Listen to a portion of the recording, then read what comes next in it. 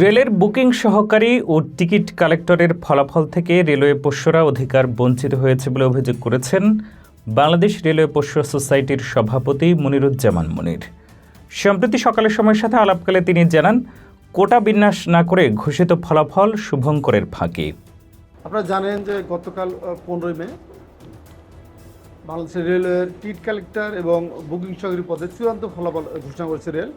এবং আপনারা জানেন সেখানে বুকিং সহকারী পদে 284 জন এবং টিকিট কালেক্টরের পদে 220 জনকে চূড়ান্ত করে ফলাফল ঘোষণা করা হয়েছে। কিন্তু আপনারা জানেন পাশাপাশি সার্কুলারটি ছিল 31 জানুয়ারি 2023 সালে টিকিট কালেক্টরের পদে সার্কুলার ছিল 133 জন, কিন্তু ওনারা চূড়ান্ত ফলাফলে নিয়ে আসলেন 220 জন, অর্থাৎ টিকিট কালেক্টরের পদে 87 জন বেশি নিয়েছে।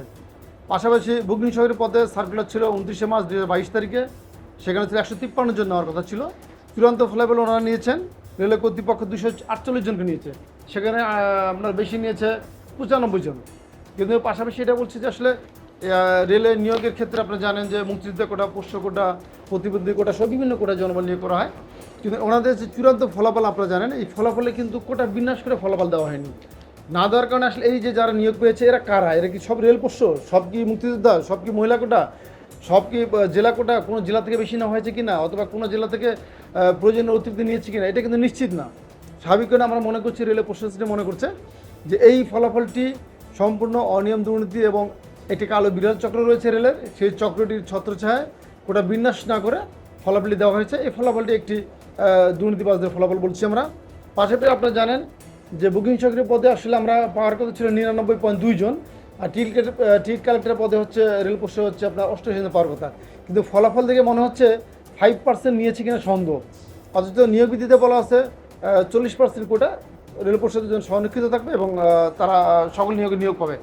কিন্তু রেল পোষ্য সারা দেশে আমাদের কাছে মেসেজ আসছে এবং আমরা খোঁজ নিচ্ছি এবং সামাজিক যোগাযোগের মাধ্যমে আপনারা দেখছেন, সেখানে রেল পোষ্যরা বলছে যে আমরা চাকরি পাচ্ছি না, কারণ আমরা এমসিকিউ পাস করছি অথবা আমরা মেধাবী। অর্থাৎ রেলের যে অবস্থা, রেল পোষ্যরা এমসিকিউ পাস করার পরও চাকরি পাচ্ছে না। এমসিকিউ পাস করার পরও যদি 40% ওটা পূরণ না করা হয়, এটাকে অবশ্যই আমরা বলবো একটি দুর্নীতিবাজের ফলাফল। এবং আমরা মনে করছি সারা দেশের রেল পোষ্যরা আসলে মেধাবী, কিন্তু তারা নিয়োগ দুর্নীতির কাছে হার মানছে। কারণটা হচ্ছে, আমরা জানেন এখন আপনার একটা মানে গুঞ্জন রয়েছে সারা দেশে যে পরীক্ষার আগেই পিএসসি বলেন বা রেল কর্তৃপক্ষ বলেন, আপনার জনপ্রশাসন বলেন, রেল মন্ত্রণালয় বলেন, তাদের কিছু সিন্ডিকেট সারা দেশে ছড়িয়ে ছিটিয়ে আছে। তারা এমসিকিউ ভাইভা থেকে পুরো কন্ট্যাক্ট করে বলছে মোটা অঙ্কের টাকা দিয়ে, এবং তারা মোটা অঙ্কের অর্থের বিনিময়ে শুধুমাত্র পরীক্ষা অ্যাটেন্ড করলেই তারা এমসিকিউ পাস করছে এবং চাকরি পাচ্ছে। কিন্তু যেহেতু রেল পোষ্যরা অত্যন্ত গরিব, আপনারা জানেন এদেশের রেল কর্মচারীদের বেতন খুব সামান্য, চতুর্থ শ্রেণীর এবং তৃতীয় শ্রেণীর কর্মচারীদের সামান্য বেতনে তাদের ছেলেমেয়েদের উচ্চশিক্ষায় শিক্ষিত করা যেমন কষ্ট, ঠিক তেমনি ছেলেমেয়েরা ভালোভাবে পড়াশোনা করতে পারে না। তার মধ্যেও যারা মেধাবী এমসিকিউ নিজের যোগ্যতায় পরীক্ষাতে পাশ করছে, তারা চাকরি পাচ্ছে না। এটি আমাদের কাছে মনে হচ্ছে টোটালটি মানে রেল যে নিয়োগ কর্তৃপক্ষ আছে রেল পোষ্যদের প্রতি অবিচার করছে, এবং তারা ইচ্ছাকৃতভাবে আমরা মনে করছি তারা রেল পোষ্যদেরকে নিয়োগ দিচ্ছে না। সেখানে আমাদের দাবি হচ্ছে টিকিট কালেক্টর এবং বুকিং সহকারী পদে যে ফলাফল দেওয়া হয়েছে গতকালকে 15 মে, এই ফলাফলে যারা রেল পোষ্য এমসিকিউ পরীক্ষা উত্তীর্ণ হয়েছে তাদের প্রত্যেককে আগামী 7 থেকে 10 দিনের মধ্যে ফলাফল অন্তর্ভুক্ত করে সংশোধনী ফলাফল ঘোষণা করতে হবে। আর যদি এটা না করে রেলের পোষ্য সোসাইটি বাধ্য হবে আইনের পথে হাঁটতে। এবং আমরা বিশ্বাস করি, যেহেতু এই টিকিট কালেক্টর এবং বুকিং সহকারী পদে 40% কোটা সংরক্ষিত থাকার পর পূরণ করা হয়নি, এবং যারা এমসিকিউ পরীক্ষা পাশ করেছে তারা যদি আইনগত ব্যবস্থা নেয় তারা নিশ্চিত চাকরি পাবে। কাজে আমরা চাই কর্তৃপক্ষের জন্য লজ্জা না পায় এবং আদালতের মাধ্যমে আমরা তারা আইনগত ব্যবস্থা গ্রহণ করে চাকরি নিতে হবে, এই ধারাবাহিক যদি একটা প্রক্রিয়া যেন শুরু না হয়।